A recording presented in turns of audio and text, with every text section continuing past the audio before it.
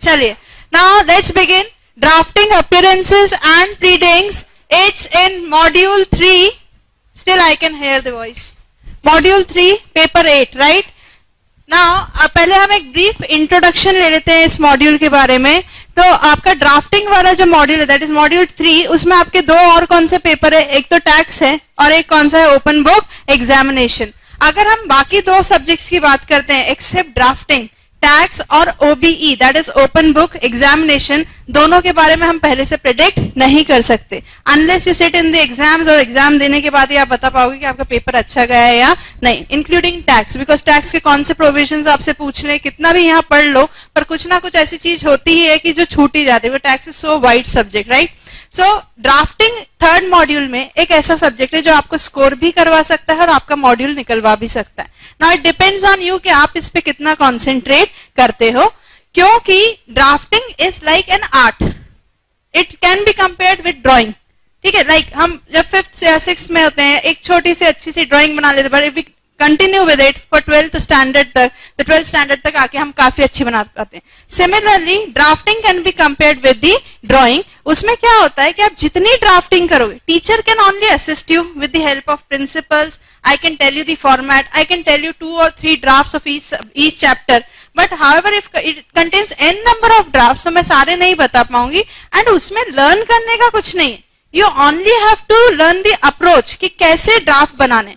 उसके बाद प्रैक्टिस ही मैटर करती है. And mind you this subject can easily give you 70 to 79 marks के बीच में. अगर आपकी प्रैक्टिस अच्छे से हुई है तो I got 77 marks because of practice. मेरा सीएस की मतलब as assistant company secretary I was working, तो I had huge practice for drafting. तो मेरे को वो सब्जेक्ट के लिए प्रिपरेशन भी नहीं करनी पड़ी एक्सेप्ट थ्योरी पार्ट, और आई गॉट 77 मार्क्स. तो 70 to 79 मार्क्स आपको इसमें इजीली मिल सकते हैं, प्रोवाइडेड ये आपको हेल्प करेंगे ग्रुप निकलवाने में, क्योंकि टैक्स में आप बहुत ज्यादा एक्सपेक्ट नहीं कर सकते. और open book examination is also a toughest examination.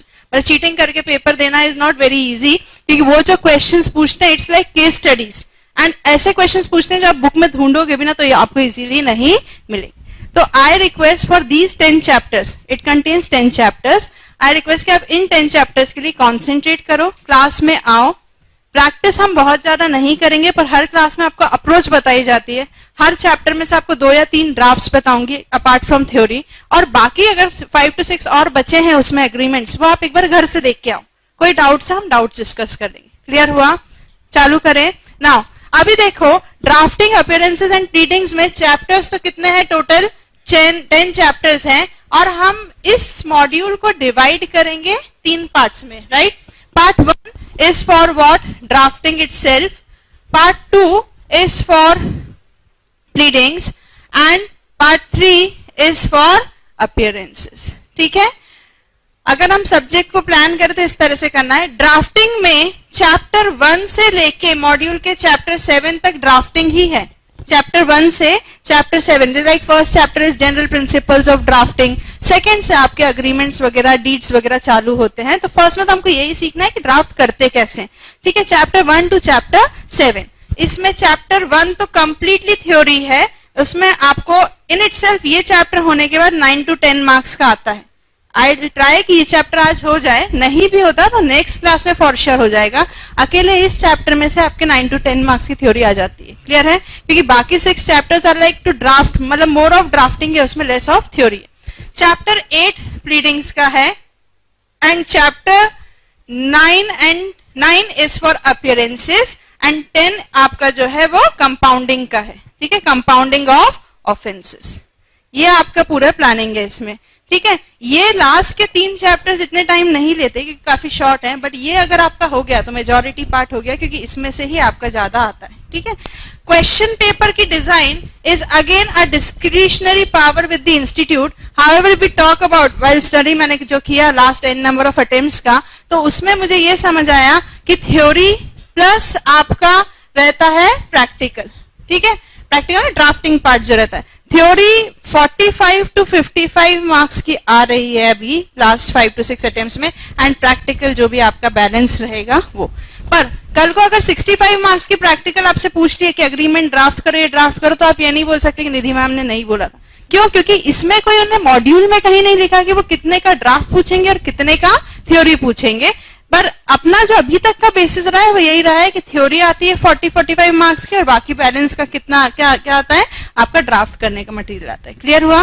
Now first part में जो ड्राफ्टिंग है, इसमें हमने को क्या क्या देखना है कि ड्राफ्ट कैसे किया जाता है, एक ड्राफ्ट्समैन को क्या प्रिंसिपल्स को ध्यान में रखते हुए ड्राफ्ट करना चाहिए, ठीक है, फॉलोअर्स 5 रूल्स जो आज हम चालू करेंगे, प्लस एक पूरा स्केलेटन ड्रॉ करेंगे कि अग्रीमेंट का ड्राफ्ट कैसे बनाया जाता है। लाइक हमें मान लो आपको मैंने बोला कि ये लो हाउस प्रॉपर्टी सेल करना है तो सेल डीड बनाई है मैंने, तो वो चीज मुझे बड़े अच्छे से समझ आएगी कौन सी चीज क्या है, क्योंकि मैंने ये पढ़ा हुआ है। आज ये वाली क्लास अटेंड करने का तो आपको भी समझ जाएगा कि ठीक है ये नॉन ऑपरेटिव पार्ट होता है, ये ऑपरेटिव पार्ट होता है, ये फॉर्मल पार्ट होता है। It is very easy to make provided you do the practice. ये हम चैप्टर 1 में सीखेंगे। उसके बाद हम अग्रीमेंट्स देखेंगे, लाइक ट्रस्ट डीड क्या होती है, गिफ्ट डीड नेक्स्ट चैप्टर्स में 2 to चैप्टर 7 तक ट्रस्ट डीड, गिफ्ट डीड, आपका mortgage deed, types of mortgage deeds देखेंगे हम लोग, ठीक है। उसके बाद मेमोरेंडम कैसे बनता है, विल कैसे बनती है, ये सारे आपके आगे के चैप्टर्स में चालू होंगे। क्लियर हुआ? नेक्स्ट आपका प्लीडिंग्स में आपका प्लेंट, आपकी रिटर्न स्टेटमेंट, आपने सुना है जनरल लॉज में, आपने पढ़ा भी है एग्जीक्यूटिव में, प्लेंट, प्लेंटिफ, ठीक है। डिफेंडेंट क्या फाइल करता है, डिफेंडेंट अपना रिटर्न स्टेटमेंट फाइल करता है। पता है ना, अगर मेरे को प्लेंटिफ हूं मैं तो मैं क्या फाइल करूंगी, केस फाइल करूंगी, दैट इज प्लेंट बनाऊंगी। इस पे फाइल किया तो ये डिफेंडेंट है, डिफेंडेंट अपना क्या फाइल करता है कि मैंने इस पे जो कंप्लेंट्स दी है उसका ये रिप्लाई देगा, उसको बोला जाता था, जनरल लॉज में पढ़ा है, उसको क्या बोला जाता था, रिटर्न स्टेटमेंट। अब इसने काउंटर एलिगेशंस मेरे पे लगाए, मेरे को वापस से उसको प्रूफ करना है कि नहीं मैंने ये नहीं किया, या इसने ये बोला है गलत बोला है, ये पॉइंट सही बोला है। तो फर्स्ट होता है कि प्लेंटिफ ने क्या फाइल करा, प्लेंट, राइट, और किस पे फाइल किया, डिफेंडेंट पे। डिफेंडेंट से जवाब मांगा गया तो उसने क्या बना के दिया, रिटर्न स्टेटमेंट, ठीक है। रिटर्न स्टेटमेंट जब इसने एलिगेशंस, काउंटर एलिगेशंस लगाए मेरे पे, तो मुझसे वापस पूछा गया तो मैं क्या फाइल करती हूँ, उसको बोलते हैं रिजॉइंडर। पढ़ा है ऐसा कुछ, ये सब पढ़ा है जनरल लॉज में। तो ये आपका ये वाला पार्ट किस में आएगा, पूरा प्लीडिंग्स में। क्लियर है? अपीयरेंसेस में अपन ये पढ़ेंगे कि हम आप जैसे professionals, like you will be upcoming professionals now, company secretaries, तो सीए, सीएस, ठीक है, आपके lawyers, judicial body and quasi judicial body के सामने कैसे अपीयर होते हैं, ये सब कहाँ कहाँ अपीयर हो सकते हैं, कौन से चीजों में वो अपने केसेस को रिप्रेजेंट कर सकते हैं। एनसीएलटी के सामने अभी आपके सामने एक बड़ा अच्छा स्कोप खुला है, that is national company law tribunal के सामने भी आप अपने केसेस को क्या कर सकते हो, प्रेजेंट कर सकते हो। ये सब अपन कौन से उसमें पढ़ेंगे, अपीयरेंसेस में। And last will be your compounding of offences. Clear हुआ? यहां तक कोई डाउट है? चालू करें अब अपन। नाउ अब अपन बात करते हैं ड्राफ्टिंग की। तो मैंने आपको बताया drafting is like it's an art. Okay, ये एक ऐसा सब्जेक्ट है, मतलब ड्राफ्टिंग आप आज से नहीं करोगे, आप स्कूल टाइम से करते आए हो। लाइक जब हम स्कूल में थे, 3rd क्लास में, 3rd स्टैंडर्ड में, आई वाज नॉट वेल, मैंने एक लीव एप्लीकेशन लिखी और मैंने प्रिंसिपल को, it is a drafting. In general sense हम क्या कर रहे हैं, ड्राफ्टिंग। कई बार मेरी फ्रेंड लेके आती थी, यार मैं 4 दिन के लिए बाहर जा रही हूँ, मम्मी पापा ने एप्लीकेशन दी, बड़ी सुंदर लिखी, यार किसने लिखी, पापा ने लिखी, मतलब उनकी क्या अच्छी होगी, ड्राफ्टिंग। तो in general sense drafting is nothing new for us. Drafting हम आज से नहीं, काफी चाइल्डहुड से करते आए हैं। पर आज फिर हम क्या सीखेंगे, सब्जेक्ट स्पेसिफिक अपने प्रोफेशनल्स के लिए, सीएस में specially, that is we will learn about drafting is an art of making legal documents. अपने प्रोफेशन में अपने को इस सब्जेक्ट में क्या सीखना है, art of making legal documents. And this subject specially makes you unique from chartered accountants, because उनको ये बिल्कुल भी आता नहीं, neither it is in their part of syllabus. Moreover अगर ड्राफ्टिंग की बात करें तो उनको बिल्कुल भी इस सब्जेक्ट में कमांड होता ही नहीं। क्लियर हुआ? कोई डाउट है? It is an art of making legal documents for this subject. अपने जो सब्जेक्ट है ना, अब अपने को लीगल डॉक्यूमेंटेशन सीखना है। अगर बुक की बात करें तो ड्राफ्टिंग की एक सिंपल सी लैंग्वेज क्या लिखी है, synthesis of law plus facts in a language form. ठीक है, अब हम आते हैं बुक की डेफिनेशन पे। उनने बोला what is drafting, So drafting is synthesis of law and facts in which form? Language form. अब ध्यान से देखते हैं, लॉ मतलब क्या? अभी तक आप जो पढ़ते आए, आपने एग्जीक्यूटिव में 4 सब्जेक्ट्स लॉ के पढ़े, 4 या 5, आप प्रोफेशनल में भी एडवांस कंपनी लॉ पढ़ रहे हो, और भी थोड़ा बहुत बचा हुआ लॉ आप अभी भी खत्म कर दोगे। अब लॉ तो आपने सारा पढ़ लिया, उस लॉ को लैंग्वेज फॉर्म में कैसे लिखना है? क्योंकि देखो, अगर हम टेक्निकल लैंग्वेज लिखेंगे तो ये मैं समझ जाऊंगी, आप समझ जाओगे, पर एग्रीमेंट जरूरी नहीं ना, कंपनी सेक्रेटरीज ही देखते हैं। आज मेरे को घर खरीदना है किसी से, वो बंदा एक बिजनेसमैन है, 12th पास है, तो अग्रीमेंट तो उसको भी समझ आना चाहिए। तो लॉ को ऐसी कौन सी लैंग्वेज में लिखें so that it should be easily understood by others, by layman, that is drafting. So drafting is synthesis of law. Law मतलब लीगल प्रोविजंस को कौन सी फॉर्म में लिखना है आपको? लैंग्वेज फॉर्म में, टेक्निकल फॉर्म में नहीं। कौन से फॉर्म में? Language form. तो ड्राफ्टिंग के लिए 2 चीजें जरूरी, एक तो लॉ और दूसरा मैंने क्या लिखा? Facts. Example, I am a practicing company secretary, any of my client came to me and said, madam हमें एक घर फ्लैट ले रहे हैं, तो बिल्डर ने ये सेल डीड दी है, आप देख लो एक बार। ठीक है, देख लो मतलब मैंने, नहीं ठीक है, ये पॉइंट सही नहीं है, चेंज करा देना, ये पॉइंट भी सही नहीं है, ये आप क्या करा देना, चेंज करा देना। फिर मैंने, ठीक है, उससे बोलो कि मैं बना के देती हूँ उसको एक सेल डीड, वो देखे। तो बोले ठीक है मैडम, आपको क्या क्या चाहिए? मैंने कहा किससे खरीद रहे हो, उसकी डिटेल, कहाँ पे है प्रॉपर्टी, उसकी डिटेल, ये सब क्या होता है? फैक्ट्स। ठीक है, मतलब मैंने क्या क्या मांगा, उसने बोला मेरे को आप क्या बना के दो? नई सेल डीड बना के दो। सेल डीड किसकी बनानी है? घर खरीदने की। घर खरीदने में कौन सा एक्ट मेन लगेगा आपका? कौन सा लगेगा? ट्रांसफर, मेन तो कौन सा लगेगा? Transfer of property act. ठीक है, ट्रांसफर ऑफ प्रॉपर्टी एक्ट मुझे पता होना चाहिए, यस और नो, उसके प्रोविजंस मुझे पता होने चाहिए, दैट इज लॉ। ये क्या हो गया? लॉ। अच्छा, उसके बाद वो किससे खरीद रहा है, वो प्रॉपर्टी कहां पे है, ठीक है, कितने की ले रहा है, ये सब क्या हो गए, ये मुझे वो बताएगा। दैट इज, ये फैक्ट्स किससे पता चलते हैं? जिसके लिए आप डॉक्यूमेंट ड्राफ्ट करने वाले हो। समझ आया? तो ड्राफ्टिंग में क्या पता होना चाहिए एक ड्राफ्टमैन को, जिसको ड्राफ्ट करना है? एक तो लॉ, वो तो उसको खुद को पता होना चाहिए क्योंकि उसने पढ़ा हुआ है, नहीं पढ़ा तो बुक में से देखे कुछ भी करे, पर वो उसको पता होना चाहिए। और फैक्ट्स कौन बताता है? जिसके लिए वो चीज ड्राफ्ट करने जा रहा है। आप रिलायंस में कंपनी सेक्रेटरी हैं, रिलायंस में आपको आपके बॉस ने बोला कि यार अपन एक कंपनी को टेक ओवर कर रहे हैं, तो टेक ओवर अग्रीमेंट बनाओ। तो टेक ओवर अग्रीमेंट बनाना है, तो कौन सी कंपनी को टेक ओवर कर रहे हैं, कहां है, कितने में कर रहे हैं, ये फैक्ट्स आपको आपका बॉस बताएगा। पर टेक ओवर कोड के जो प्रोविजंस लगेंगे वो आपको पता होना चाहिए। और वो दोनों जब आपको पता हो गए, अब आप उसको सिंपल लैंग्वेज में जब लिखोगे, वो कहलाता है क्या? ड्राफ्टिंग। आया समझ में? So it is synthesis of law and facts. मतलब ड्राफ्टिंग करने में you can also say it is crystallization of knowledge. Knowledge किसका? लॉ का, और किसका? फैक्ट्स का। और एक और चीज क्या अच्छी होनी चाहिए आपकी? लैंग्वेज। ठीक है, अगर ये तीनों चीजें आपके पास है, knowledge of law, facts and language, तो you can be a good draftsman provided you do huge practice. Articleship में आपको क्या होता है? First day when you go, आपको रेजोल्यूशन ड्राफ्ट करो, keep that resolution for 15 months, and last day when you leave from this articleship आपकी जब over होती है, उस दिन बनाया हुआ रेजोल्यूशन और फर्स्ट डे बनाया हुआ रेजोल्यूशन में देखना कितना अंतर दिखेगा। It is what? प्रैक्टिस की। फर्स्ट डे का रेजोल्यूशन आपको जब आपका बॉस बोलता है तो क्या बोलता है? पहले रफ में बना के लेके आओ। 4 बार आपको भेजेगा, नहीं रीड्राफ्ट करो, ये गलत है, ये गलत है, ये गलत है। फिर आप वो सही करके लाते, नहीं अभी भी मजा नहीं आ रहा, ये गलत है। मतलब यू गेट फ्रस्ट्रेटेड। 4 बार आपको कोई रिजेक्ट कर रहा है, यू गेट फ्रस्ट्रेटेड। पर जब 15 months के बाद निकलते हो तो वही रेजोल्यूशन आप इतना अच्छा ड्राफ्ट करते हो कि आप अपना फर्स्ट रेजोल्यूशन जब कंपेयर करोगे ना, तो समझ आएगा कि yes, practice makes a man perfect. This is drafting. Clear हुआ? कोई डाउट है इसमें? समझ आया ड्राफ्टिंग का मीनिंग?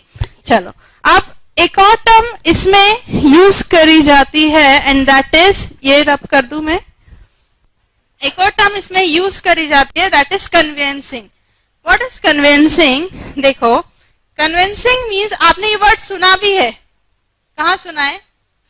कौन सी स्टेज में? फाउंडेशन में? बताओ। अरे कन्विंसिंग, कुछ याद आ रहा है? इकोनॉमिक एंड कमर्शियल लॉज में टोपा पढ़ा है। कन्विंस मतलब क्या? मैंने ही पढ़ाया तुम्हें। कन्विंस मैंने ही पढ़ाया ना तुम्हें। कन्विंस मतलब क्या? जब इमूवेबल प्रॉपर्टी किसी और को क्या करते हैं? ट्रांसफर करते हैं।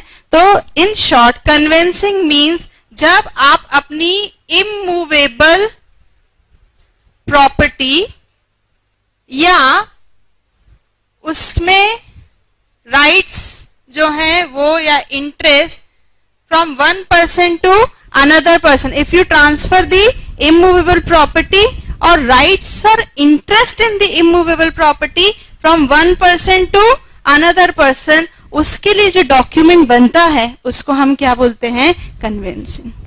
समझ आया? कोई डाउट है?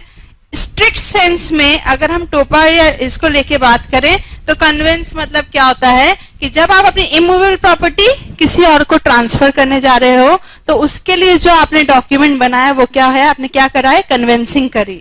ठीक है? या फिर मैंने मेरी इमूवेबल प्रॉपर्टी आपको रेंट पे दी तो थोड़ा इंटरेस्ट ट्रांसफर किया, राइट टू यूज आपको ट्रांसफर किया, रेंट अग्रीमेंट बनेगा।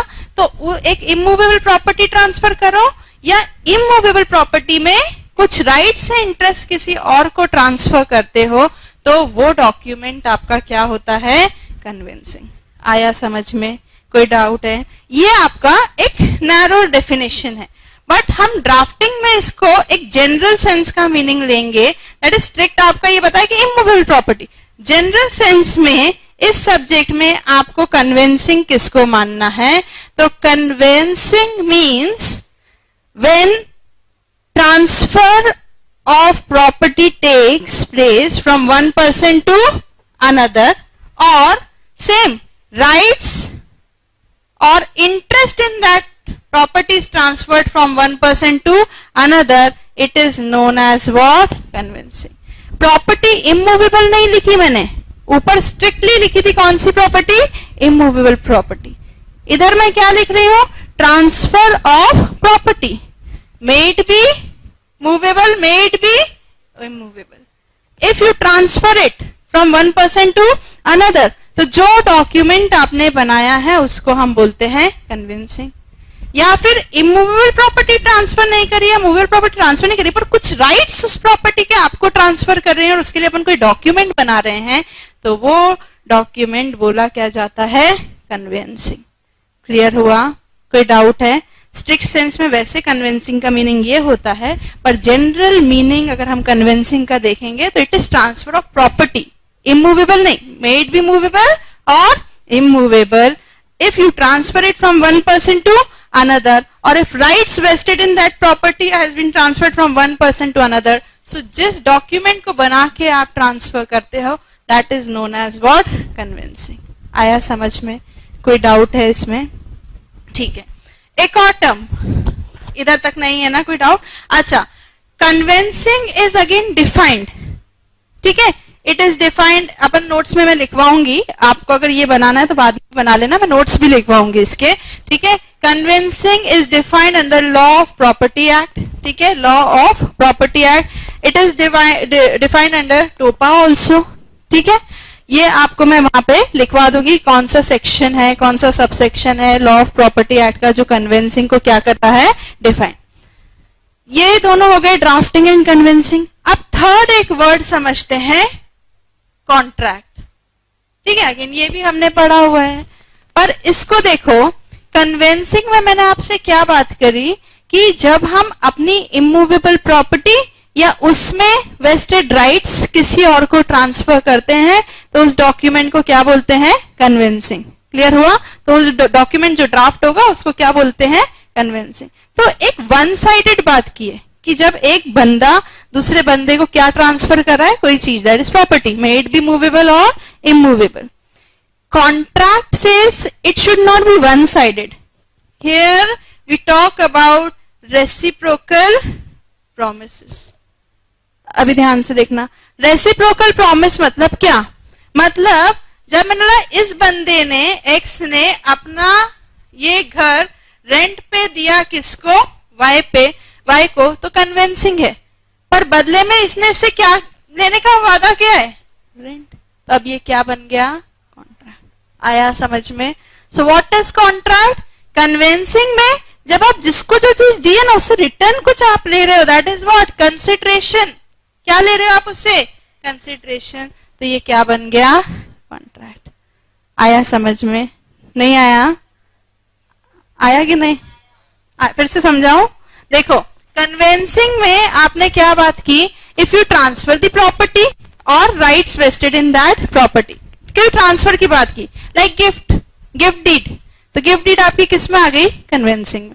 पर कॉन्ट्रैक्ट क्या होता है? अगर मैंने इसको कुछ ट्रांसफर किया ना, तो रेसिप्रोकल, बदले में ये मुझे क्या देने वाला है? That is consideration. What is consideration in exchange? जब आप कुछ लेते हो, तो अगर कंसिडरेशन वाला पॉइंट भी मेंशन्ड है कि आप सामने वाले से क्या ले रहे हो, तो वो ही चीज उसको बाद में क्या बोलने लगते हो आप? कॉन्ट्रैक्ट। मतलब एक हम ड्राइंग बनाते हैं, दैट इज, ये आपका ड्राफ्टिंग हो गया, मच वाइडर। हर लीगल डॉक्यूमेंट आपका क्या बोला जाएगा? What is drafting? Art of making legal document. पढ़ा है ना? It is art of making legal document. जब आप अपने नॉलेज को, किसके नॉलेज को? लॉ के एंड फैक्ट्स के लैंग्वेज फॉर्म में उतारते हो, लिखते हो, तो वो क्या बन जाता है? ड्राफ्टिंग। तो ये पूरा क्या हो गया? मैंने बोला ये है आपका ड्राफ्टिंग। क्लियर हुआ? ड्राफ्टिंग के अंदर कौन से डॉक्यूमेंट्स को कन्विंसिंग बोलते हैं? तो मैंने बोला वो डॉक्यूमेंट्स को कन्विंसिंग बोलते हैं जिसमें आप प्रॉपर्टी को मेड बी मूवेबल, और जनरल सेंस का डेफिनेशन लेना, मेड बी मूवेबल और इमूवेबल, वो ट्रांसफर कर रहे हो from one person to another, या उसमें जो राइट्स है, इंटरेस्ट है, वो किसी लाइक लीज पे देते हैं ना। तो अगर मैं इधर की ओनर हूं और इसको मैंने लीज पे दी है, तो मैंने प्रॉपर्टी ट्रांसफर करी है, पर एक उसका इंटरेस्ट क्या? Right to use. तो जब आप जो लीज डीड बनेगी वो किस में आती है? वो मानी जाएगी कन्वेंस में। इतना समझ आया? उसके अंदर आता है कॉन्ट्रैक्ट। ये हो गया कन्वेंसिंग, ये हो गया कॉन्ट्रैक्ट। अब कॉन्ट्रैक्ट क्या आता है? कन्वेंसिंग में आप देने की ही बात करते हो, जब बदले में क्या मिलेगा सामने वाले से? Return, that is reciprocal promise. ठीक है, तुम मुझे घर दे रहे हो, मैं तुम्हें बदले में ये दूंगी, ये प्रॉमिस है। तो कॉन्ट्रैक्ट में रेसिप्रोकल प्रॉमिस आता है। तो अगर रेसिप्रोकल प्रॉमिस कन्वेंस में जुड़ गई, तो वही डॉक्यूमेंट क्या बन जाएगा? कॉन्ट्रैक्ट। इन शॉर्ट, ये बड़ा वाला इज इक्वल्स टू ड्राफ्टिंग, ठीक है, then circle is conveyancing and triangle is contract. आया समझ? कोई डाउट है इसमें? क्या क्या? एक्सेप्टेंस का आएगा, आएगा कवेनेंट्स में, ऑपरेटिव पार्ट में आएगा, मैं समझाऊंगी, पर आएगा। एवरी, ये आप बताओ, every conveyance can not be contract, क्योंकि वहां पे रेसिप्रोकल प्रॉमिस नहीं। गिफ्ट डीड, गिफ्ट में मैंने आपको गिफ्ट दी, तो आप बदले में मेरे को कुछ दोगी, जरूरी नहीं है ना। तो गिफ्ट की अपनी डीड बनी, तो it is mere conveyance, it's not a contract. Clear हुआ? एवरी कॉन्ट्रैक्ट इज कन्वेंस, पर अगेन कौन से वाले? जिसमें आप प्रॉपर्टी क्या कर रहे हो? ट्रांसफर। आया समझ में? कोई डाउट है इसमें? पक्का नहीं है? पक्का नहीं है डाउट? अच्छा, अब एक और समझ लेते हैं, फिर अपन इकट्ठा लिख लेंगे। ये लिखना है आपको, ये वाला शॉर्ट में, रफ में अपने लिए। चलो, नेक्स्ट है आपका, एक और समझते हैं, that is one more difference, that is document, instrument and deed. Document, instrument and deed. ठीक है, document, instrument and deed. What is document? क्या होता है डॉक्यूमेंट? कुछ भी जब आप किसी भी तरह से लिखते हो, ठीक है, किसी पे भी, if you right something on any substance, not only on paper, ठीक है, यू एक्सप्रेस समथिंग लाइक, मैंने लिखा इस फैन पे लिखा है क्रॉम्पटन ग्रीव्स, ये डॉक्यूमेंट है? Yes. Whatever is written on any substance, वो सब्सटेंस क्या बन जाता है? डॉक्यूमेंट। जनरली अपन क्या सोचते थे कि नहीं यार, डॉक्यूमेंट मतलब पेपर फॉर्म में। Now what they are saying, कोई भी ऐसी चीज जिसमें कुछ लिखा हो या कुछ एक्सप्रेस्ड हो, रिटन और एक्सप्रेस्ड। एक्सप्रेस कैसे हो सकता है? लेटर से, पिक्चर से, मार्क्स से, इस पे लोगो है सीजी का, तो फिर उस केस में ये क्या बन गया? डॉक्यूमेंट। ठीक है, ट्यूबलाइट पे लिखा है फिलिप्स, डॉक्यूमेंट। आपके नोट्स में कुछ लिखा है, डॉक्यूमेंट। तो व्हाट इज डॉक्यूमेंट? अगर कुछ भी लिखा है या एक्सप्रेस्ड है through letters, through figures, through marks, वो क्या बन जाता है? डॉक्यूमेंट। आया समझ में? कोई डाउट है इसमें? नेक्स्ट, डॉक्यूमेंट हो गया। अब आते हैं कि नेक्स्ट क्या है? Deed, sorry instrument. इंस्ट्रूमेंट पढ़ा है आपने इंडियन स्टैम्प एक्ट में। मैं बताती हूँ आपको, इंडियन स्टैम्प एक्ट में पढ़ा है आपने कि इंस्ट्रूमेंट क्या होता है। एक ऐसा डॉक्यूमेंट जिसके थ्रू, आता है किसी को ना?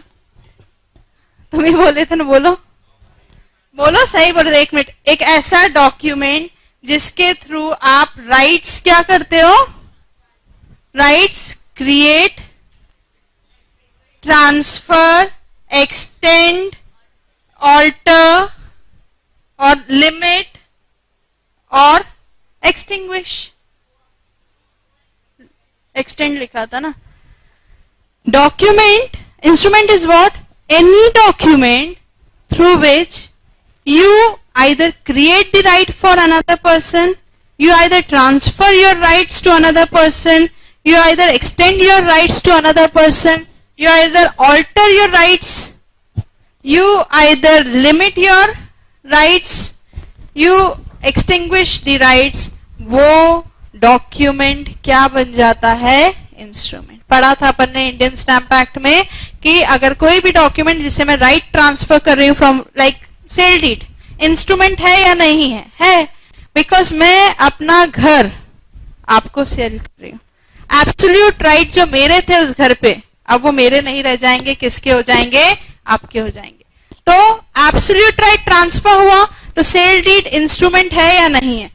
व्हेन एनी डॉक्यूमेंट के थ्रू जब आप राइट्स को क्या करते हो? ट्रांसफर कर रहे हो। डेफिनेशन में आ रहा है ना ट्रांसफर वर्ड, तो वो क्या बन जाता है?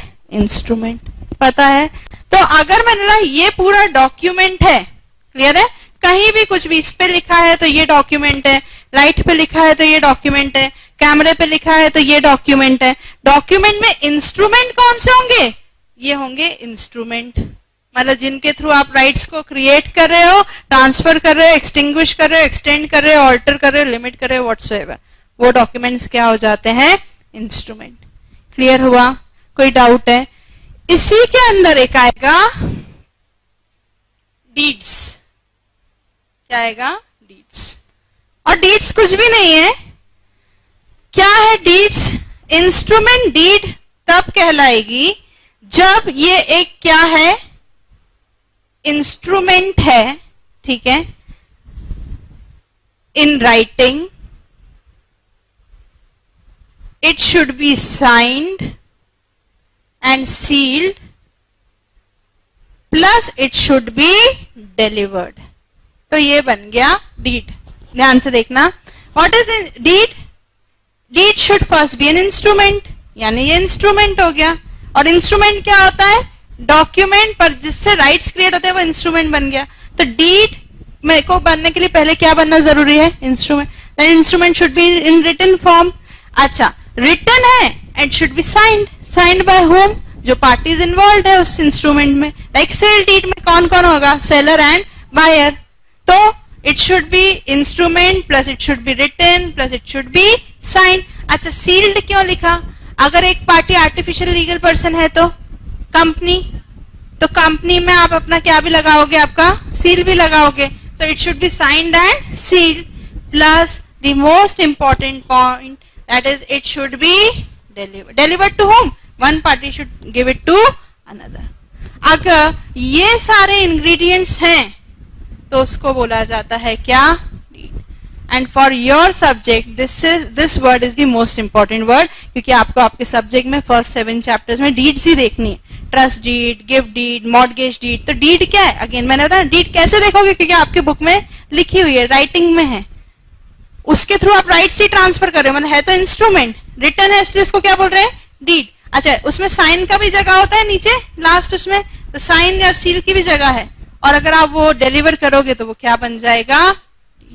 आया समझ?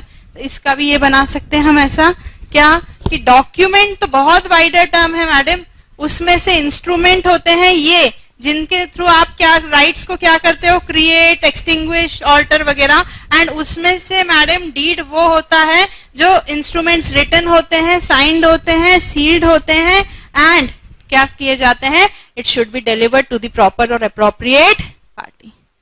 डाउट आया समझ में? समझ आया? पक्का नहीं है डाउट? ओके, अब अपन पहले इनके नोट्स लिख लेंगे कि short notes on documents, instruments and deeds. Short note में definitions, and again for this आपका drafting, conveyancing and contract, difference between the two will write, ठीक है, drafting and conveyance and drafting and contract.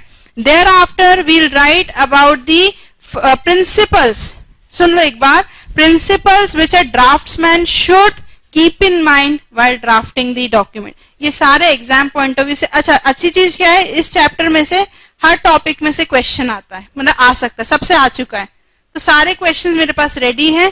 Upon topic wise लिखते जाते हैं तो आपका कुछ भी इसके बाहर से आएगा नहीं, ठीक है।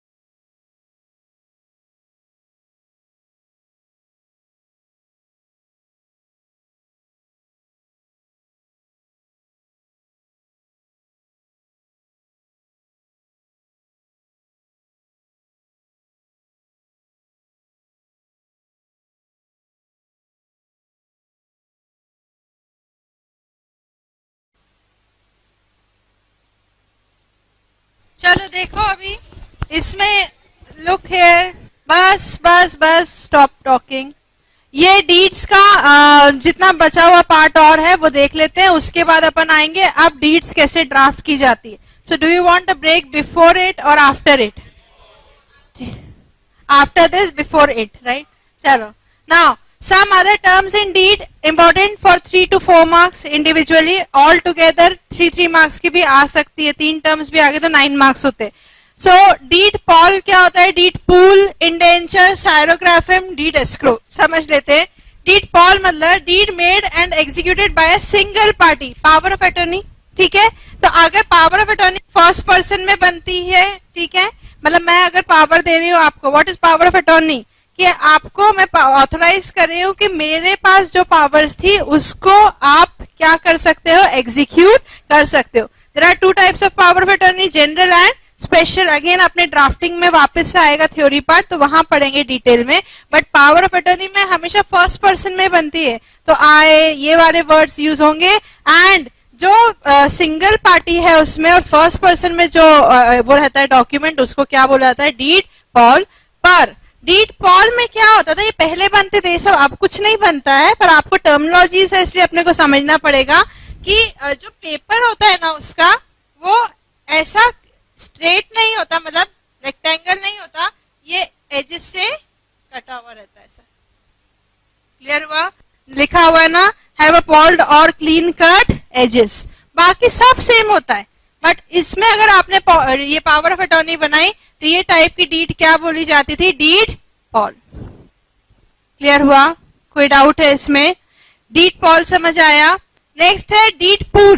डीड पूल क्या बोलते हैं? Deed between 2 or more parties, like partnership deed, ठीक है?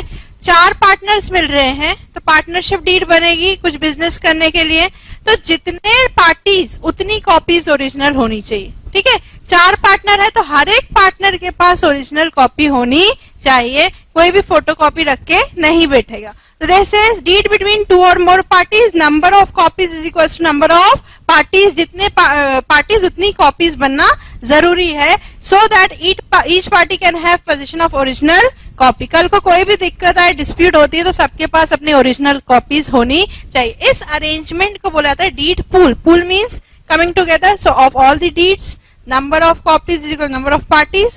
This arrangement is known as what? Deed pool. Easy है? कोई डाउट है इसमें? Next, indenture. Indenture कुछ नहीं, deeds which have 2 or more parties written in duplicate on one piece of parchment. Parchment is type of paper. Thick paper, आपने देखा Scrolls आते हैं, इनविटेशन कार्ड्स वगैरह जिसपे लिख रहते हैं खोल के, तो उसमें एक थोड़ा थिक पेपर होता है ना, दैट इज पार्चमेंट। तो जब ध्यान से देखो इधर, जब कोई डीड, जब ऐसे पार्चमेंट पेपर मतलब थिक पेपर पे कुछ लिखा, ठीक है, इस पेपर को पहले 2 में डिवाइड किया, ठीक है, इस पेपर को 2 में डिवाइड किया, जो चीज यहां लिखी वही चीज यहां लिखी, 2 पार्टीज है मान लो, ठीक है, पेपर को डिवाइडेड इनटू 2, फर्स्ट पार्टी के लिए मैटर यहां लिखा, सेकेंड पार्टी के लिए मैटर, सेम मैटर यहां पे लिखा, और बीच में से उसको टेयर किया unevenly. So this is deeds which have 2 or more parties written in duplicate upon one piece of parchment. ये parchment है, thick paper, ठीक है, and 2 parts were severed so as to leave an indented or very edge. फाड़ना है उसको scissor से काटना नहीं है, उसको आपको टीयर करना है ताकि वो थोड़ा सा अनइवन सा कटे। अच्छा, एक पार्ट मेरे पास रख लूंगी मैं, और एक पार्ट अगर ये पार्टी है तो इसको दे दूंगी। कल को से आफ्टर 2 इयर्स हम मिलते हैं और ये बोलता है कि नहीं ओरिजिनल मेरे पास है, मैंने ओरिजिनल तो तुम्हारे पास होगा ही नहीं, तुमने घुमा दिया था। बोले है, अपन एक काम करते हैं, इंडेंचर बनाया था अपन, इंडेंचर बनाया था मतलब अब एक पार्ट इसके पास था और एक पार्ट किसके पास है? मेरे पास। हम जब वो टियर्ड पार्ट को कंबाइन करेंगे ना तो वो एक वापस से एक पेपर बन रहा होगा। आया समझ में? कोई डाउट है इसमें? इंडेंचर समझ आ गया अच्छे से? नेक्स्ट है आपका साइरोग्राफिम। ये कुछ भी नहीं है, इंडेंचर ही है, बस डिफरेंस क्या है, ये आपका यहां से मैंने टियर किया ना, ठीक है, तो इधर लिख दूंगी साइरोग्राफिम, कुछ आगे इधर आ रहा है, कुछ ऐसा, मतलब पूरा पेज में साइरोग्राफिम। अब इधर से टियर किया तो सी का आधा पार्ट से इधर चले गया, इधर इधर आ गया सी का, y का इधर ये चले गया, ये बाकी इधर आ गया। तो जब आप बीच में से काटोगे ना, वहां पहले काटने से पहले आप क्या लिख दो, साइरोग्राफिम, और फिर उसको टीयर करो। तो साइरोग्राफिम से और ज्यादा आपका क्या फॉर्जरी होने की पॉसिबिलिटी कम हो जाएगी, क्योंकि फिर आप जब उसको दोनों को जोड़ोगे तो पेज तो ठीक है जुड़ता दिखना चाहिए जैसे पजल्स को जोड़ते वैसे, और बीच में साइरोग्राफिम वर्ड भी एज इट इज बनना चाहिए। अगर वर्ड एज इट इज नहीं बन रहा तो डॉक्यूमेंट को जोड़ के तो बाद लेना कि आपने फॉर्जरी करी और ओरिजिनल डॉक्यूमेंट आप लेके नहीं है। क्लियर हुआ?